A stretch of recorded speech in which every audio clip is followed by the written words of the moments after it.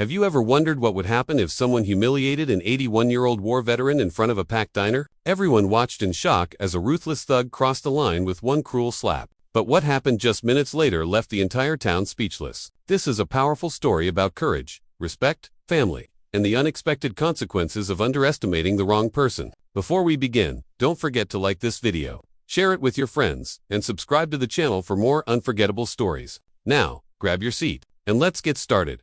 Walter Hayes had never asked to be noticed. Every Friday morning, just before noon, the 81-year-old Army veteran drove his old pickup truck to Mason's Diner, a family-owned restaurant just outside Billings, Montana. It had become a tradition after his wife, Eleanor, passed away 5 years earlier. The staff knew him by name, the regular customers greeted him with warm smiles, and the owner always had a fresh pot of black coffee waiting before he even sat down. Walter always chose the same booth beside the front window. From there, he could watch traffic pass along the highway while reading the local newspaper. He wore faded blue jeans, polished brown boots, and a worn olive green jacket that had seen decades of winters. On his head rested the same Army veteran cap he had worn almost every day since retirement. The embroidered words, U.S. Army Veteran, had begun to fade, but Walter wore them with quiet pride. It wasn't about showing off. It was simply a reminder of the brothers he had served beside, many of whom had never returned home. The morning had been peaceful. Sarah, one of the waitresses, refilled Walter's coffee with a smile. "Morning, Mr. Hayes." "Morning, Sarah. How's your little boy doing?" She laughed softly. "He started kindergarten this week. Says he's already smarter than me." Walter chuckled. "Sounds like you've got your hands full." They shared a brief laugh before Sarah hurried off to another table. Moments like these made the diner feel less like a restaurant and more like family. Everyone looked out for one another. Truck drivers stopped in before long hauls. Ranchers came after morning chores. Retired couples lingered over pie and coffee. It was the kind of place where strangers became friends after a single conversation. Around noon, the calm atmosphere changed. The front door slammed open so hard that the small bell above it rattled violently. 3 men walked inside, wearing worn leather jackets, heavy boots, and expressions that warned everyone they weren't looking for a peaceful lunch. The first man was tall with a thick beard and a jagged scar running across his left cheek. His name, as the waitress would soon overhear, was Vince. Behind him followed 2 younger men, both laughing loudly while filming each other with their phones. Without waiting to be seated, Vince shoved a chair aside and barked toward the counter. "Someone better get us food fast." The loud entrance immediately drew everyone's attention. Families stopped talking. Forks paused halfway to mouths. Even the country music playing softly through the speakers suddenly seemed distant.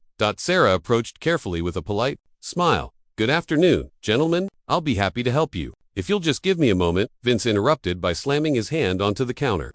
"We've been driving all morning. Don't keep us waiting." "I'm sorry, sir," Sarah replied calmly. "We're a little busy, but I'll be right with you." He rolled his eyes dramatically. "This town gets slower every year." His friends laughed, trying to avoid confrontation. Sarah hurried into the kitchen to place another order, while another waitress whispered to the owner, "They're already causing trouble." The owner frowned, but hoped they would settle down once they were served. Instead, Vince's attention drifted across the dining room. His eyes landed on Walter. The old veteran sat, quietly reading his newspaper, completely unaware that someone was staring at him. Vince noticed the faded army cap. A cruel grin spread across his face. "Would you look at that?" he said loudly enough for half the diner to hear. "They still make those old guys wear uniforms after retirement." His friends burst into laughter. Walter slowly lowered his newspaper and looked toward the men. He had encountered respect before. After living 81 years, very little surprised him anymore. He simply smiled politely. "It's just a hat." Vince walked across the diner until he stood beside Walter's booth. "Nah," he sneered. "It's a costume." Walter folded his newspaper neatly. "It reminds me of people who sacrificed far more than I ever did." One of Vince's friends snorted. "Listen to him. Grandpa thinks he's some kind of hero." Walter remained calm. "I've never called myself one." Several customers watched nervously. A young couple quietly gathered their children closer. Sarah stepped between them. "Sir," she said firmly, "please leave him alone." Vince ignored her completely. He leaned closer to Walter. "You really think anyone still cares that you served?" Walter looked directly into his eyes.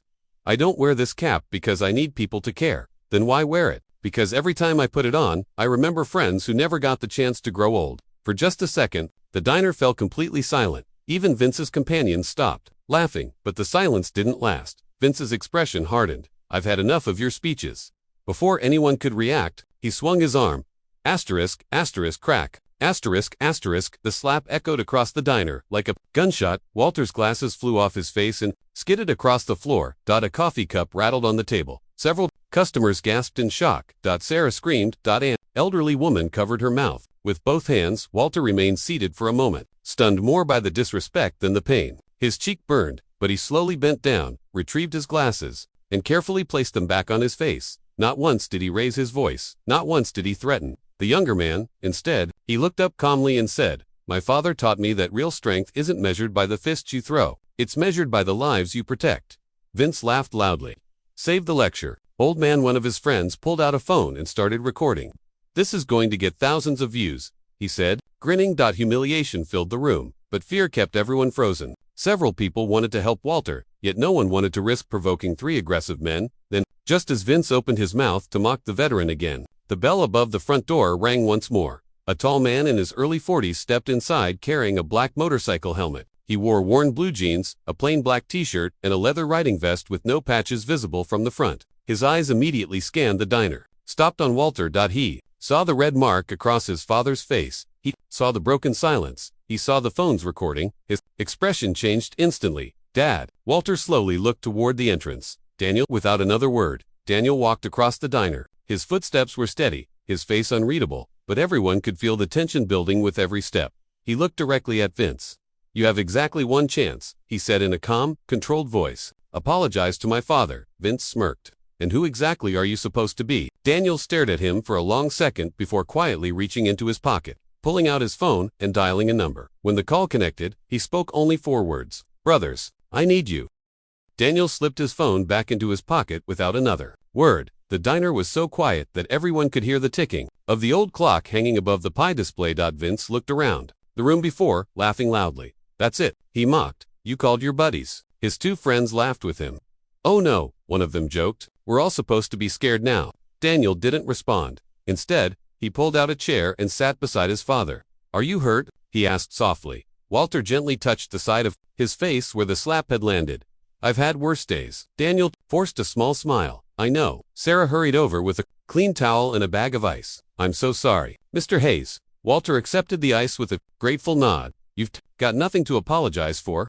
She looked at Daniel. "We already called 911. Sheriff is on the way." Daniel nodded. "Good." Across the room, Vince continued acting as though nothing had happened. He leaned against the counter, laughed with his friends, and even ordered a cheeseburger. "You people take everything too seriously," he shouted. No one answered.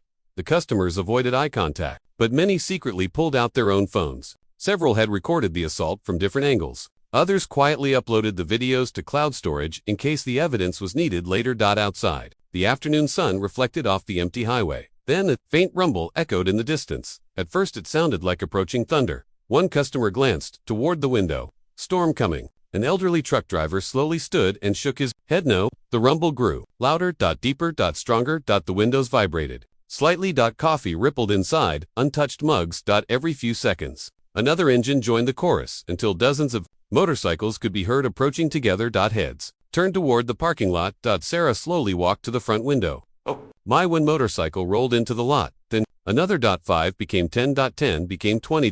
The thunder of engines filled the entire highway until nearly 40 motorcycles entered the diner parking lot in perfect formation. The riders parked with practiced precision, creating 2 long rows outside the entrance, one after another. Engines shut off.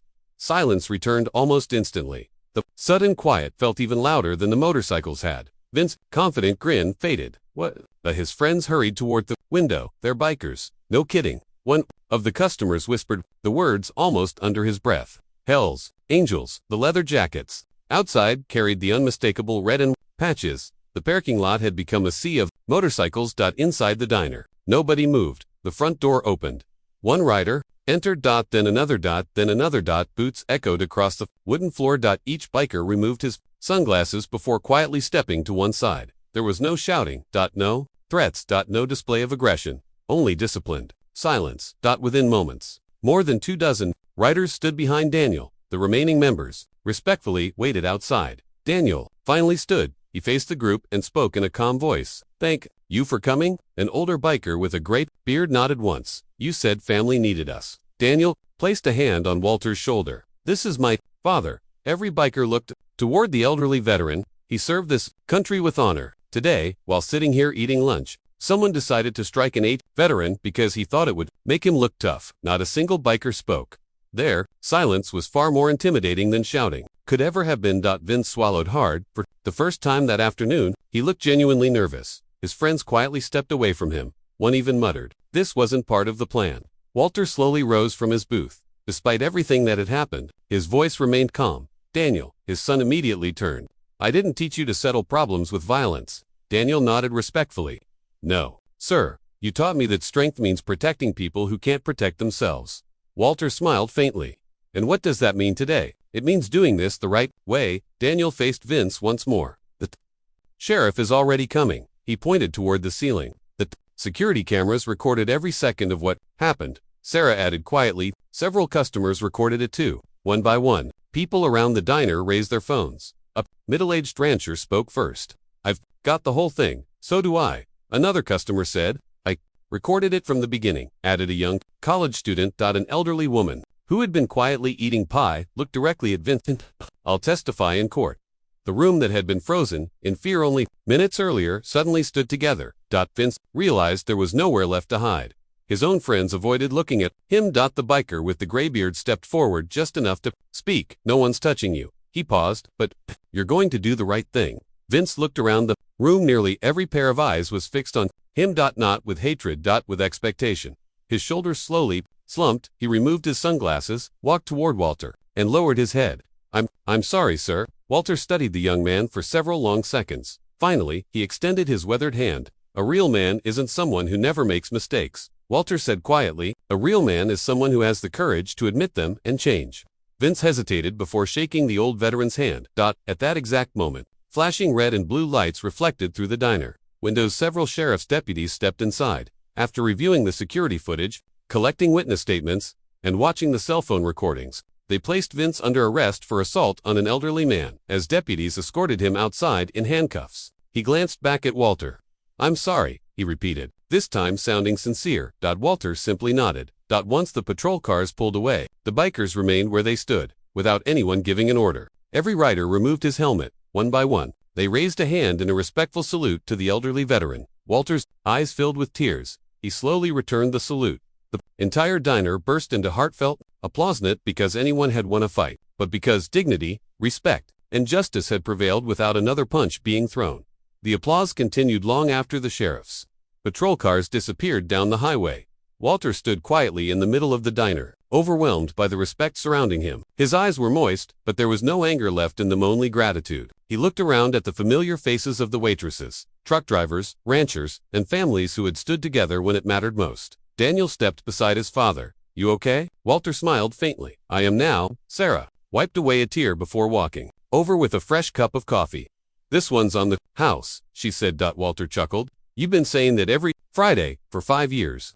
And you've never argued with me. I've learned it's a battle I can't win." The room filled with gentle laughter, breaking the heavy tension that had hung over the diner all afternoon. One of the older bikers, a broad-shouldered man everyone called Bear, approached Walter slowly. His gray beard nearly reached the zipper of his leather vest. "Mr. Hayes," he said respectfully, extending his hand.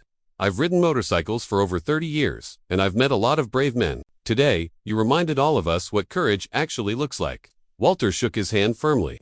"Courage isn't about being fearless," Walter replied. "It's about doing the right thing, even when you're scared." Bear nodded thoughtfully. "I'll remember that." Several younger riders gathered nearby, listening closely. One of them, no older than 20, stepped forward. "My grandfather served in Vietnam," he said. "I lost him last year. Watching you today, it reminded me of him." Walter placed a gentle hand on the young man's shoulder. "Then honor him by treating people with kindness. That's worth more than any medal." The young biker swallowed hard and nodded. "I will." The diner owner, Mike Dawson, walked out from behind the counter carrying a large homemade apple pie. "I think today calls for dessert." Laughter spread through the room again.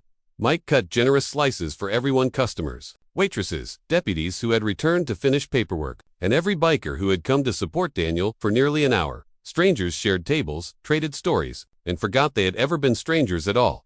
One deputy walked over to Walter while finishing his report. "Mr. Hayes, we reviewed all the evidence. Between the security cameras and the witness statements, the district attorney has a very strong case." Walter nodded. "I appreciate your work, deputy." The officer hesitated. Before speaking again, "My grandfather served in Korea." Walter smiled warmly. "He must have been a good man." He was. The deputy extended his hand. "Thank you for your service." Service. Walter accepted the handshake with quiet humility. I was just doing my duty. Meanwhile, outside the diner, news of the incident was spreading quickly. Several customers had uploaded videos of the assault, more importantly, of what happened afterward. Unlike the clip Vince's friend had hoped would go viral for mocking an elderly veteran, these videos showed something entirely different: an old soldier refusing to answer hatred with violence, a son standing up for his father without seeking revenge, and an entire community choosing justice over chaos. Within hours, millions of people had watched the footage. Comments poured in from every corner of the country. That's what real strength looks like. Respect our veterans. The son's self-control deserves just as much praise as the father's. Courage. Veterans organizations shared the story. Law enforcement pages reposted the serve.